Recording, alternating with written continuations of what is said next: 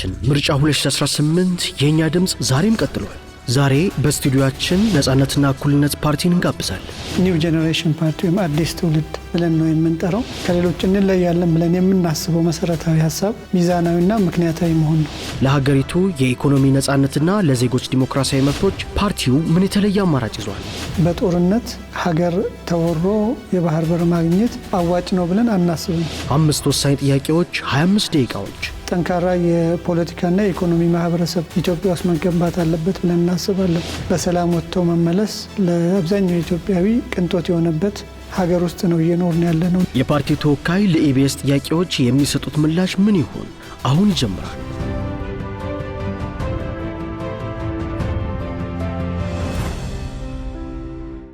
ሰላም ጤና ይስጥልን። የተወደዳችሁ የኢቢኤስ ቴሌቪዥን ተመልካቾች በያላችሁበት እንዴት ቆይታችኋል?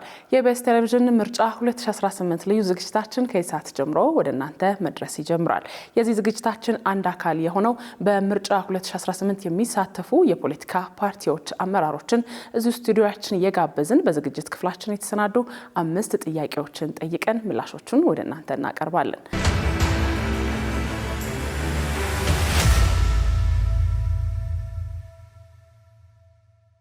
የዚህ ዝግጅት ዓላማ መራጮች በ2018 ምርጫ በመረጃ የታገዘ የምርጫ ተሳትፎ እንዲያደርጉ ማስቻል ነው።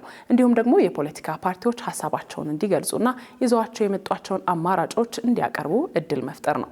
በዛሬው ዝግጅታችን የነጻነትና እኩልነት ፓርቲ ሊቀመንበር ዶክተር አብዱልቃድር አደም እዚህ ተገኝተዋል። ዶክተር እንኳን ደህና መጡ። አመሰግናለሁ። እንግዲህ በዛሬው ዝግጅታችን በኢቢኤስ የሚቀርቡ 5 ጥያቄዎችን ወደ እናንተ አቀርባለሁኝ። ለእያንዳንዱ ጥያቄ 5 ደቂቃ ነው የሚሰጡት። ደቂቃው ካለቀ አስቆሞታለሁ። እንዲሁም ደግሞ ከጥያቄው አውድ ውጪ ሆነው ከተገኙ አቅጣጫ ለማስያዝ እሞክራለሁ። ወደ መጀመሪያው ጥያቄ አልፋለሁ። ወደ መጀመሪያው ጥያቄ ስገባ በ7ኛው ሀገራዊ ምርጫ በምን ያክል ክልሎች ትወዳደራላችሁ? እንዲሁም ደግሞ ለተወካዮች ምክር ቤትና ለክልል ተወካዮች ምክር ቤት ምን ያህል እጩዎችን አቅርባችኋል? እንዲሁም የ7ኛው ምርጫ ዝግጅታችሁስ ምን ይመስላል ከሚለውን ጀምር። አመሰግናለሁ ስለጋበዛችሁኝም። በጣም አጭር ጊዜ ወስጄ ስለ ነጻነትና እኩልነት ፓርቲ ለተመልካች እና ለመራጮች ሀሳብ ወይም መልእክት ባስተላለፍ ደስ ይለኛል። በመጋቢት ወር 2011 የተቋቋመ አዲስ ፓርቲ ነው። ራሳችንን ኒው ጄነሬሽን ፓርቲ ወይም አዲስ ትውልድ ፓርቲ ብለን ነው የምንጠራው። ኢትዮጵያ ውስጥ ማምጣት የምንፈልጋቸው 2 መሰረታዊ ለውጦች አሉ። አንደኛ ፖለቲካ የፍጥጫና የሴራ እርስ በርስ መጠፋፊያ መንገድ ሳይሆን ሚዛናዊ በሆነ መንገድ ሀገርንና ሕዝብን ለማገልገል የሚሰራ ተቋም ነው ብለን እናስባለን። የፖለቲካ የመጨረሻም ግቡ ሀገርን፣ ዜጎችን ማገልገል ነው። ከሌሎች ፓርቲዎች በምን ትለያላችሁ ተብለን ስንጠየቅ ወይም ደግሞ ራሳችን ከሌሎች እንለያለን ብለን የምናስበው መሰረታዊ ሀሳብ ሚዛናዊና ምክንያታዊ መሆን ነው። በታሪካችን ብዙ ስብራቶች ነበሩ። ብዙ ጦርነቶች ተካሂደዋል። የፖለቲካ ለመረጋጋት ነበረ። እነዚህን ለመፍታት ያሉትን የፖለቲካ ጥያቄዎች ያሉትን የተለያዩ ፍላጎቶች ማዕከል ያደረገ የፖለቲካ ትርክት፣ የፖለቲካ ዓላማና የትግል ስልት ያስፈልጋል ብለን ከመጀመሪያውም ስላሰብን ያሉትን ፖላራይዝድ የሆኑ ፍላጎቶች፣ በጣም ኤክስትሪም የሆኑ ፍላጎቶች አሉ። እነዚህን ሊያስታርቅ የሚችል ሊያስማማ የሚችል የፖለቲካ ናሬሽን መፍጠር አለብን ብለን የዛሬ 17 ዓመት የተጀመረ ጉዞ ነው ነጻነትና እኩልነት ፓርቲ። ዓላማችንም እንደ ስማችን ኢትዮጵያ ውስጥ ነጻነትና እኩልነት እንዲረጋገጥ፣ ፍትህ እውን እንዲሆን፣ ማንኛውም አይነት ፍትህ፣ የኢኮኖሚ ፍትህ፣ የማህበራዊ ፍትህ፣ የፖለቲካ ፍትህ እውን እንዲሆን የሚሰራ ፓርቲ ነው። ባለፉት 7 ዓመታት እንደ አንድ ሀገር አቀፍ ፓርቲ በመላ ሀገራችን ክፍል አደረጃጀታችንን እየዘረጋን አባላት እየመለመልን ስንሰራ ቆይተናል። 7ኛው ጠቅላላ ምርጫ ለእኛ 2ኛ ጊዜያችን የምንሳተፍበት ምርጫ ነው። ከዚህ በፊት በ2013 የ6ኛውን ጠቅላላ ምርጫ ተሳትፈናል። በዛ ምርጫ ብዙ ልምዶች አግኝተናል እና ላለፉት 5 ዓመታት የምንሰራቸው ስራዎች በሙሉ 7ኛውን ጠቅላላ ምርጫ ታሳቢ ያደረጉ ነበሩ። በጥያቄሽ ላይ እንዳነሳሽው ባለፉት ጥቂት ወራት ወይም በዚህ ዓመት የተጀመረ ሳይሆን ስራዎቻችን በሙሉ ዓላማ አድርገን ስንሰራ የነበረው ምርጫውን አሸንፈን ከተፎካካሪነት ወደ መሪነት ለመሸጋገር ጥረት ስናደርግ ነበረ። እንግዲህ በተለይ ከ2017 ወደ ምርጫ ዓመት እየተቃረብን ስንመጣ ደግሞ ይሄንን ዝግጅታችንን የበለጠ እያጠናከርን መተናል። ዝግጅታችንን የምንመራበት ሰነድ ይሄ የምርጫ ስትራቴጂ የምንለው ዝርዝር ምርጫውን ሁሉንም የምርጫ የተለያዩ ኮምፖነንቶች የተለያዩ አክቲቪቲዎች እንዴት አድርገን እንደምንሰራ እንደምንመራ ያስቀመጥንበት ስትራቴጂክ ዶክመንት ነው። ከስራዎቹ እንግዲህ ዋና ከሚባሉት ሁለቱን በጠቅስልሽ አንደኛ የእጩዎች ምልመላና ምዝገባ ሂደት ነው። ሁለተኛ ካምፔን ነው። እነዚህ በአንድ ፓርቲ የፖለቲካ ፓርቲ የምርጫ ዝግጅት ላይ ጨዋታውን የሚቀይሩ ወይም ደግሞ ውጤቱን በከፍተኛ ደረጃ የሚቀይሩ ስራዎች ናቸው። እንደሚታወቀው በዚህ ምርጫ የእጩዎች ምዝገባ ዲጂታል አድርጓል የምርጫ ቦርድ። በዛ መሰረት በመላ የሀገራችን ክፍሎች በሁሉም ክልሎች ኤክሴፕት ጋምቤላ ላይ በቅርብ በነበረው ግጭትና የሴኪሪቲ ችግር ምክንያት አባላት ማስመዝገብ አልፈለግንም። ከዚያ ውጭ ባሉት ግን በ12 ክልሎችና 2 የከተማ አስተዳደር ከ835 እጩዎችን አስመዝግበናል። የሴቶችና የአካል ጉዳተኞች ውስጥ በተቻለ መጠን ነጻነትና እኩልነት ፓርቲ በምርጫም ሆነ ከምርጫ ውጪ ብዝሃነትን ያማከለ እንዲሆን ነው አላማችን። 4 የብዝሃነት ኢንዴክስ የምንለው የቋንቋ፣ የባህል፣ የሃይማኖት፣ የጾታና የአካል ጉዳተኝነት እነዚህን በተቻለ መጠን ለማመጣጠን ጥረት እናደርጋለን። በእጩ ምልመላም ላይ ይህንኑ ተግባራዊ ስናደርግ ነበረ። ወደ 30% ታርጌታችን ሴቶችን የማሳተፍ እቅድ ነው የነበረን። ኒርሊ ወደዛ ወደ አሰብነው የተቃረበ የሴቶች ተሳትፎ አለ። በተመሳሳይ የወጣቶችና የአካል ጉዳቶች በልዩ ሁኔታ ጥሪ እናደርግ ነበር፣ ሞቢላይዝ እናደርግ ነበር። በዚሁም ምክንያት በርከት ያሉ አካል ጉዳተኛ አባሎቻችን በእጩነት ተመዝግበዋል። ወደ ሁለተኛው ጥያቄ ያልፋለው። ዶክተር፣ ኢትዮጵያ ህጋዊና ታሪካዊ የባህር በር የባለቤትነት መብት አላት ብላችሁ ታምናላችሁ? ካመናችሁስ እናንተ ወደ ስልጣን ብትመጡና ይህንን የመንግስትነት እድሉን ብታገኙ ምን ያህል ትሰራላችሁ የሚለውን መልሱልኝ። የባህር በር ጥያቄ ነጻነትና እኩልነት ፓርቲ ከምስረታው ጀምሮ እንደ አንድ የፖለቲካና የኢኮኖሚ አጀንዳ አድርጎ የያዘው ጉዳይ ነው። ይሄንን በፓርቲው ፕሮግራም ፓርቲው ሲመሰረት ጀምሮ የዛሬ 7 ዓመት በፓርቲው ፕሮግራም ውስጥ አስቀምጧል። ኢትዮጵያ የባህር በር ያስፈልጋታል። በእኛ እምነት እንዲያውም አንድ ብቻ ሳይሆን በዙሪያችን ካሉ የጎረቤት ሀገራት ከሁሉም ጋር ይሄንን የባህር በር አክሰስ ሊኖረን ይገባል ብለን እናስባለን። አሁን ላይ እንደሚታወቀው እንግዲህ የባህር በር አጀንዳ በተለያየ መንገድ እየተነሳ ነው ያለው። ለእኛ ግን አዲስ አይደለም።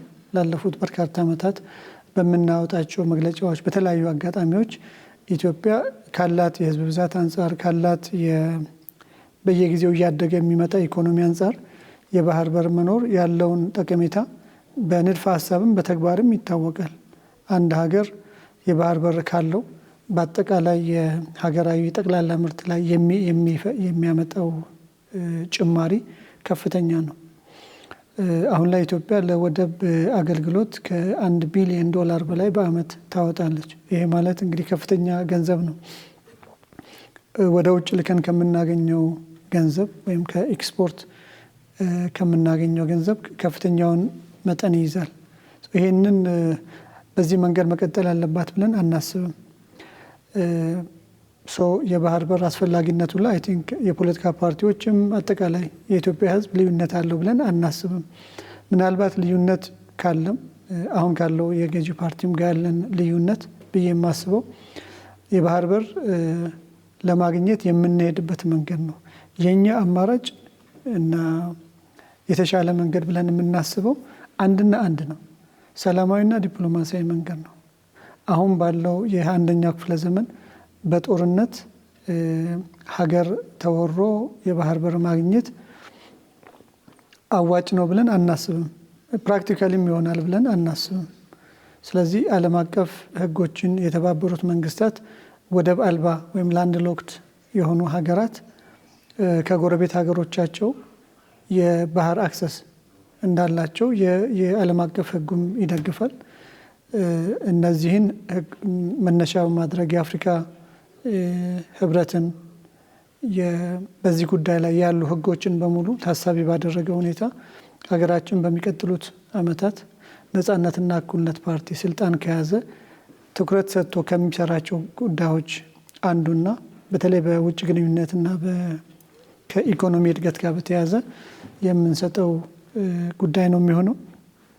በእኛ እምነት በጦርነትና ወይም ከሰላማዊ መንገድ ውጪ ካሉ አማራጮች በጣም አዋጭ የሆነው የተሻለውና ኢትዮጵያ በአጭር ጊዜ ውስጥ የባህር በር እንድታገኝ ያስችላል ብለን የምናስበው ዲፕሎማሲ ነው።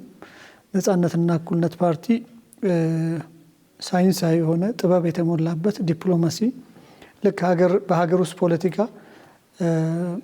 ሚዛናዊነትና አብሮ በማሸነፍ መርህ መስራት አዋጭ ነው ብለን እንደምናስበው በዓለም አቀፍ ግንኙነትም በተለይ ከጎረቤት ሀገራት ጋር ያለን ግንኙነት የሁላችንም ጥቅም ባስጠበቀ መንገድ ዲፕሎማሳችን በዚያ ከተቃኘ በአጭር ጊዜ ውስጥ የወደብ እና የባህር በር የማግኘት እድል አለን ብለን እናስባለን። ይህንን አጀንዳ ነፓ እንደ ቁልፍ አጀንዳ ወስዶ በአጭር ጊዜ ውስጥ ያሳካል የሚል እምነት አለን። እንግዲህ ወደ ሶስተኛው ጥያቄ አልፋለሁ። እንደሚታወቀው ማንኛውም ፓርቲ ተወዳድሮ አሸንፎ ወደ ስልጣን ሲመጣ ዜጎች እንዲመለስላቸው የሚፈልጉት ጥያቄዎች አሏቸው። ከዛ ውስጥ ደግሞ የኢኮኖሚ ጉዳይ ነው። ዋነኛው ደግሞ የኑሮ ውድነቱ ነው። እንዲሁም በተመሳሳይ ደግሞ በሀገራችን ያለው የስራ አጦች ቁጥር ከ5 ሚሊዮን በላይ እንደሆነ መረጃዎች ያመላክታሉ። እና ፓርቲያችሁ ወደ ስልጣን ቢመጣ እነዚህን ችግሮች ለመፍታት ምን ይሰራል? ታንክ ዩ። እንግዲህ ምርጫ ሲመጣ ዜጎች ወይም መራጩ ማህበረሰብ ለምርጫ ሲዘጋጅ ሁልጊዜ በአእምሮ ውስጥ የሚመላለሰው ጥያቄ የትኛውን ፓርቲ በመርጥ የተሻለ ቀጣይ ህይወቴ የኔም የልጆቼም በቀጣይ የተሻለ ሀገር የሚፈጥረው ፓርቲ የትኛው ነው ብሎ ነው እና መሰረታዊ የሚባሉ ጥያቄዎችን ይጠይቃል ወይም ፓርቲዎችን ያላቸውን ማኒፌስቶ ይመረምራል። እንደ ኢትዮጵያ ኮንቴክስት በእኛ ባዘጋጀነው ማኒፌስቶ ውስጥ አሁን ላይ መሰረታዊ የሚባለው ለማህበራዊም ለኢኮኖሚውም ለሁሉም ጉዳይ የሰላም ጥያቄ ነው። ከሰላም ጥያቄ ቀጥሎ የሚመጣው የኑሮ የውድነት ችግር ነው። ሶስተኛው ከዚሁ ጋር የተያዘ ከኑሮ ጋር የተያዘ የስራ እድል የማግኘት ሁኔታ ነው እና ነፓ በማኒፌስቶ ውስጥ ለህዝብ እንግዲህ ማኒፌስቶ ማለት ቃል ኪዳን ሰነድ ነው። ለህዝብ የምንገባው ቃል ኪዳን አንደኛ በሀገራችን ውስጥ የተሟላ ሰላምና የፖለቲካ መረጋጋት ማምጣት ነው። ሰላም በሌለበት ሀገር ኢኮኖሚም የስራ እድል መፍጠርም ሌሎችም ነገሮች ሀሳብ ሆነው ነው የሚቀሩት። ባለፉት አመታት ኦልሞስት ኢትዮጵያ ውስጥ በተለያየ መንገድ ሰላምና መረጋጋት ርቆናል የሚል መነሻ ነው ያለን። ኦፕን የሆኑ ጦርነቶች አሉ። በትግራይ የነበረው የ2 ዓመት ጦርነት ነበረ። ከዚያ በኋላ በአማራና በኦሮሚያ በጋምቤላ በሌሎች አካባቢዎችም ዜጎች የተረጋጋ ህይወት የሚኖሩበት በሰላም ወጥተው መመለስ ለአብዛኛው ኢትዮጵያዊ ቅንጦት የሆነበት ሀገር ውስጥ ነው እየኖርን ያለ ነው እና ይህንን ችግር ሳንፈታ የኑሮ ውድነትና የስርዓት ወይም ደግሞ የስራ እድል መፍጠሩ የሚቻል አይሆንም። ስለዚህ እንደ ነፓ የመጀመሪያ ትኩረታችን ኢትዮጵያ ውስጥ አስተማማኝ ሰላም እንዲመጣ ማድረግ ነው። ይህን ለማድረግ ደግሞ ነፍጥ አንስተው ከሚዋጉ ወገኖች ጋር ቢሆን መደራደርና ሰላም ማምጣት ያስፈልጋል። ይህንን ችግር ከፈታን በኋላ ሁለተኛው ቀዳሚ ትኩረታችን የማክሮ ኢኮኖሚውን ማስተካከል፣ በተለይ ለዜጎች እነዚህ በሁለት ኢቭልስ ይባላሉ። ሁለቱ ኢኮኖሚ ውስጥ ያሉ ችግሮች የስራ አጥነትና የኢንፍሌሽን ወይም የዋጋ ንረት ናቸው። እነሱን መቆጣጠር ትልቁ ዓላማችን ነው። በእኛ እምነት አንደኛው አሁን ላይ ላለው በጣም ልጓም ያጣ የኢንፍሌሽን ወይም የዋጋ ንረት መንስኤው የኢኮኖሚው እየተመራበት ያለ የተሳሳተ የፖለቲካ ወይም የፖሊሲ አካሄድ ነው ብለን እናስባለን። መንግስት አንደኛ ለጦርነት፣ ሁለተኛ ለዜጎች በጣም አስፈላጊ ናቸው ተብለው በማናስባቸው ፕሮጀክቶች ላይ የሚወጣው ገንዘብ ወይም የገንዘብ ልቀት በንድፈ ሀሳብ እንደሚታወቀው ከፍተኛ የዋጋ ንረትን ይፈጥራል። ስለዚህ እንደ ነጻነትና እኩልነት ፓርቲ አንደኛ የመንግስትን በጀት አጠቃቀም ፕራዮሪቲ እናስተካክላለን።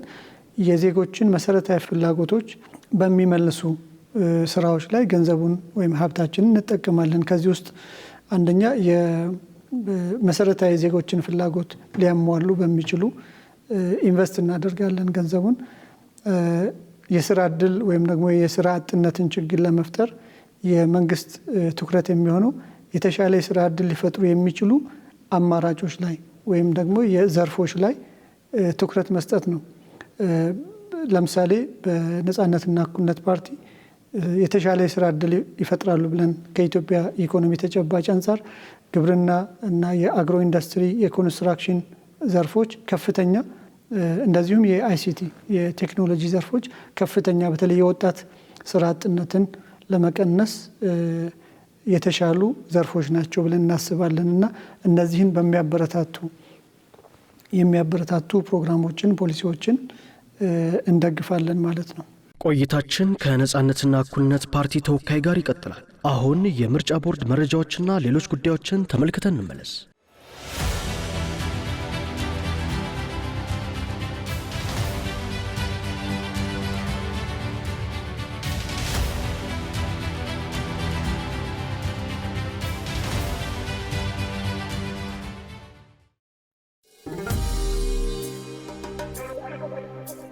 ኢትዮጵያ፣ ይህ የኔ ድምፅ ነው።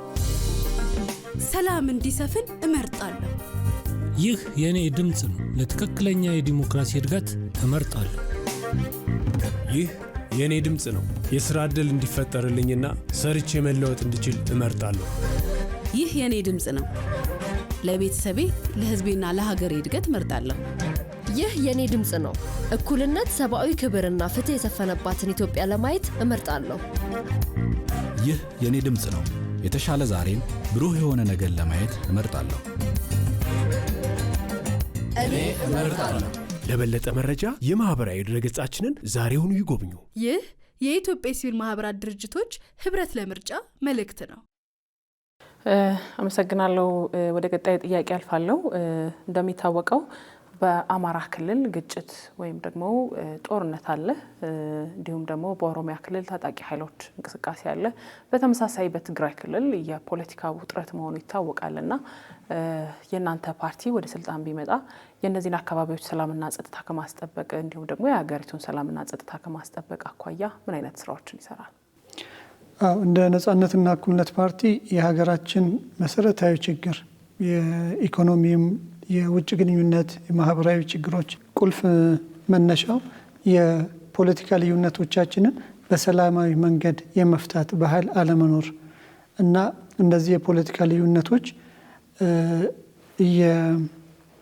እያደጉ ሲሄዱ ግልጽ ወደሆነ በጦርነት እየተቀየሩ እንግዲህ ባለፉት በታሪካችን ማለት ይቻላል ኢትዮጵያ ሰላም ያገኘችበት ጊዜ በጣም አናሳ ነው። ይሄ መሰረታዊ ምክንያቱ ልዩነትን አቻችሎ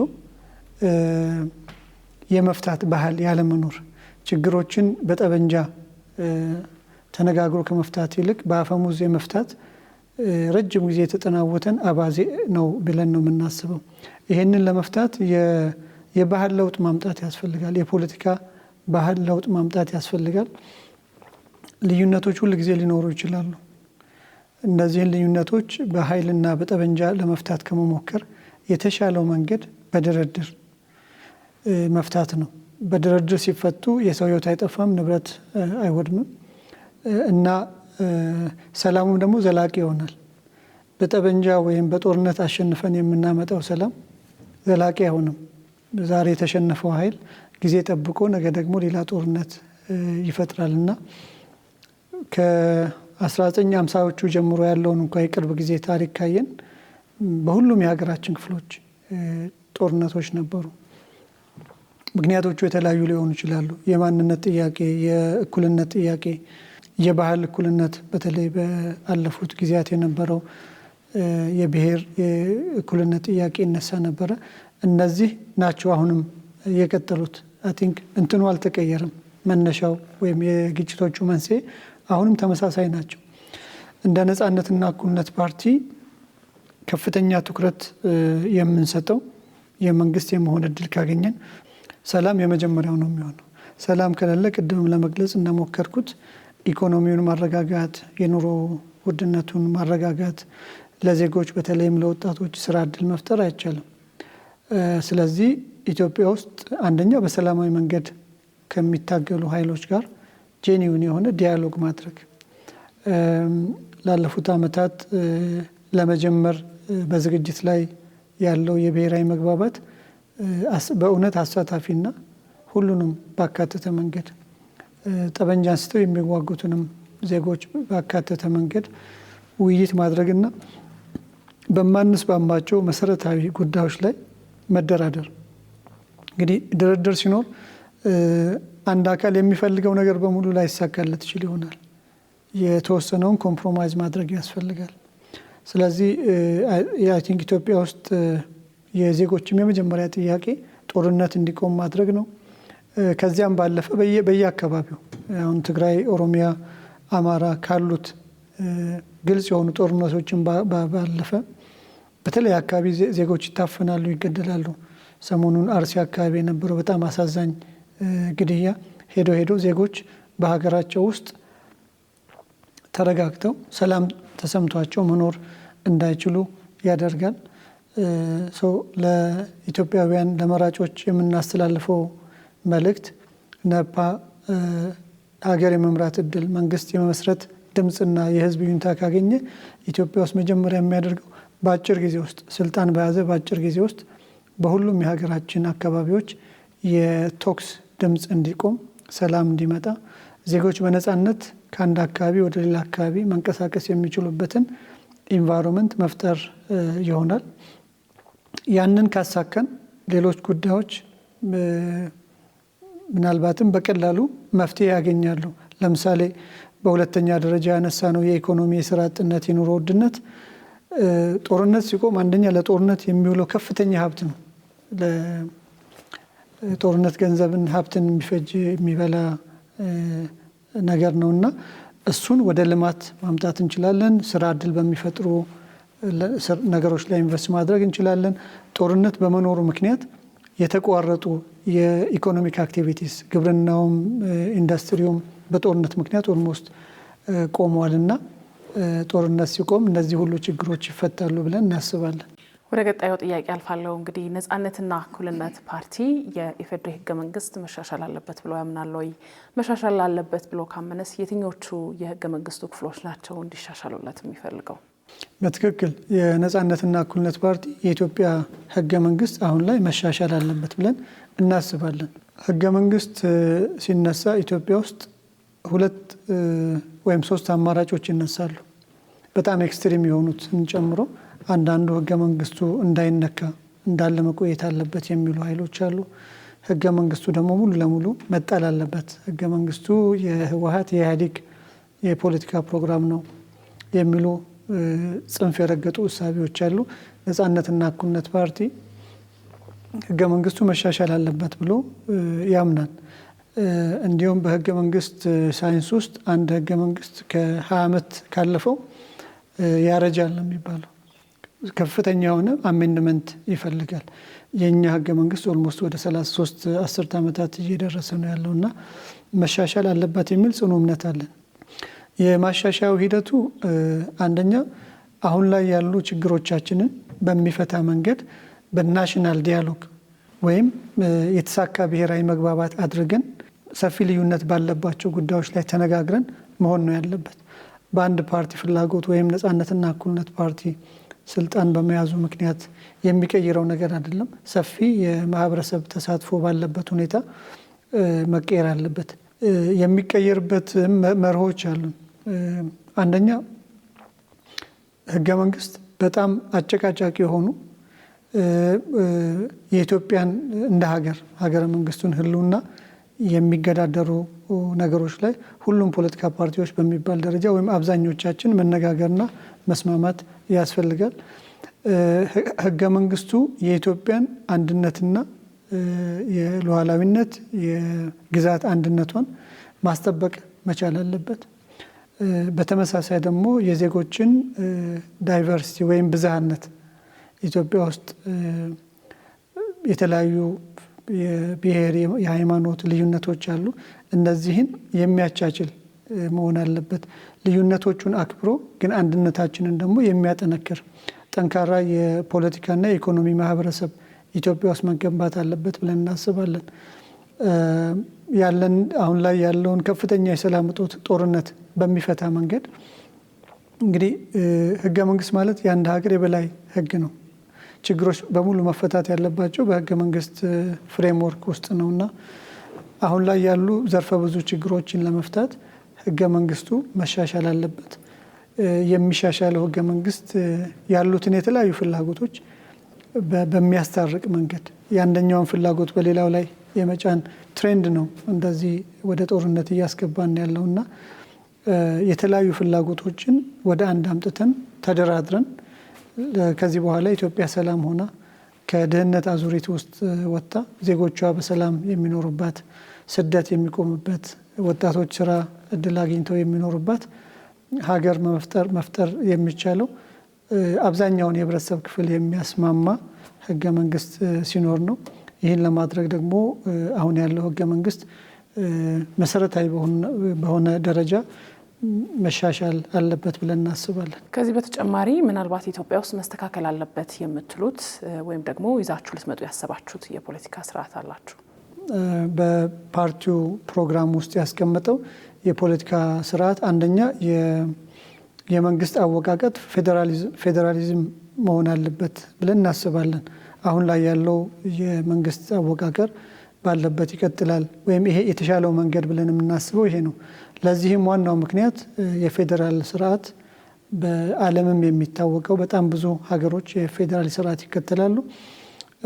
አንደኛ እንደ ሀገር አንድ ጠንካራ መንግስት እንዲኖር ማድረግና ክልሎች ወይም ደግሞ ዜጎች በየአካባቢያቸው ባለ ጉዳይ ላይ እንዲሳተፉ ማድረግ ነው።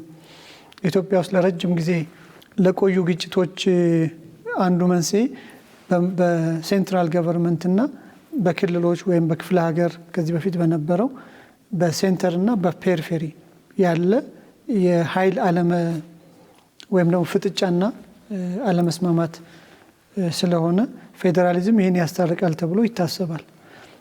ሌላው እንግዲህ ምናልባት አዲስ በነፓ በኩል በፕሮግራማችን ውስጥ የተካተተው የመንግስት ስርዓት ፕሬዚደንሻል እንዲሆን ነው። የነፓ የፖለቲካ ፕሮግራም ፕሬዚደንቱ ወይም ርዕሰ ብሔሩ በሁሉም ኢትዮጵያውያን በቀጥታ የሚመረጥ ስለሆነ የተለያዩ ፍላጎት ያላቸው ዜጎች የሚመርጡት ወይም የሚመርጧት የሀገር መሪ የብዙዎችን ፍላጎት ለማሟላት እንዲሰራ ይገደዳል። ዶክተር በጣም ይቅርታ የሰጠሁት ደቂቃ አብቅቷል። የኢቢኤስ 5 ጥያቄዎችን ጨርሻለሁኝ። እኔ ፓርቲያችሁ ለመራጮች የሚያስተላልፈው መልእክት ካለ የመጨረሻ እድል ልስጦት። አመሰግናለሁ። እንግዲህ የግንቦት ወር የሚካሄደው ምርጫ የቀሩት ጊዜያት በጣም አጭር ናቸው። እንደ ፖለቲካ ፓርቲዎች እጩዎቻችንን አስመዝግበናል። አሁን ላይ ከፍተኛ የምርጫ ቅስቀሳ እያደረግን ያለንበት ጊዜ ነው። የእጩዎች ወይም ደግሞ የመራጮች ምዝገባም ተጀምሯል። ስለዚህ ለውድ ኢትዮጵያውያን እንደ ነፓ የምናስተላልፈው መልእክት ምርጫ ዜጎች የሀገር ባለቤትነታቸውን የሚያረጋግጡበት አንድ የፖለቲካ ሂደት ነው። ኢትዮጵያን እንዲመራ የምንፈልገውን መንግስት ራሳችን ለመምረጥ ምርጫ አንድ እድል ይሰጠናል። መንግስት ከኛ ፍላጎት የሆነ መንግስት መጥቶ እንዲመራን ወይም ደግሞ ኢትዮጵያን እንዲያስተዳድር እድል መስጠት የለብንም። የፓርቲዎችን ፕሮግራም የፓርቲዎችን ማኒፌስቶ በጥንቃቄ መርምረን ኢትዮጵያ አሁን ካለችበት ችግር የተሻለች ሀገር ለዜጎቿ ሰላም የሰፈነባት የኑሮ ውድነት የሌለባት የዜጎች መሰረታዊ ፍላጎት ተሟልተው መኖር የሚችሉባት ሀገር ለራሳቸውም ለሚቀጥለውም ትውልድ የተሻለች ሀገር ለመፍጠር በባለቤትነት ስሜት እና ይመለከተኛል በሚል ስሜት ሁላችንም እንደ መራጭ ተመዝግበን በምርጫው ዕለት የምንፈልገውን ፓርቲ የምንፈልገውን እጩ መምረጥ ታሪካዊ ኃላፊነት አለብን ብዬ አስባለሁ። ይህን ሳናደርግ ቀርተን ከዚህ ከምርጫው በኋላ ኢትዮጵያ ውስጥ ለሚፈጠረው እኛ የማንፈልገው ሁኔታ እኛ ተጠያቂነት እንዳለብን አውቀን በምርጫው ላይ በንቃት መሳተፍ አለብን። ምናልባትም ምርጫው ፍትሃዊ ሊሆን ይችላል፣ ላይሆን ይችላል፣ ችግር ሊኖርበት ይችላል የሚሉ ስጋቶች እንዳሉ እንረዳለን። ያም ሆኖ ግን ሀገራችን ላይ የተሻለ ሀገር እንድትኖረን ሰላም እንዲመጣ ከፈለግን ባለው እድል ባለው አማራጭ ተጠቅመን በምርጫው መሳተፍ አለብን ብዬ አስባለሁ። ቀጣዩ ምርጫ ሰላማዊ እንዲሆን ነፃና ፍትሃዊ እንዲሆን እንደ ነፃነትና እኩልነት ፓርቲ የምንችለውን ጥረት እናደርጋለን። የምርጫው ባለቤቶች ዜጎች ስለሆናችሁ በዚህ ምርጫ ላይ በንቃት እንድትሳተፉ ጥሪያችንን ማቅረብ እንፈልጋለን። አመሰግናለሁ ዶክተር። አመሰግናለሁ። ተመልካቾቻችን ስትከታተሉት የነበረው የኢቢኤስ ቴሌቪዥን የ2018 ምርጫ ልዩ ዝግጅታችን የኢቢኤስ 5 ጥያቄዎች በነፃነትና እኩልነት ፓርቲ የተሰጡት ምላሽ ነበር። በቀጣይ በሚኖረን ዝግጅታችን የሌሎች ተፎካካሪ ፓርቲዎች አመራሮችን እዚሁ ስቱዲዮአችን እየጋበዝን የኢቢኤስ 5 ጥያቄዎች ምላሽ ይዘንላችሁ የምንቀርብ ይሆናል። ዝግጅቱን በመምራት እኔ ምስል ያሺም አብሬያችሁ ቆይታ አድርጌያለሁ። የቀሪ የኢቢኤስ መሰናዶዎች ይቀጥላሉ። መልካም ጊዜ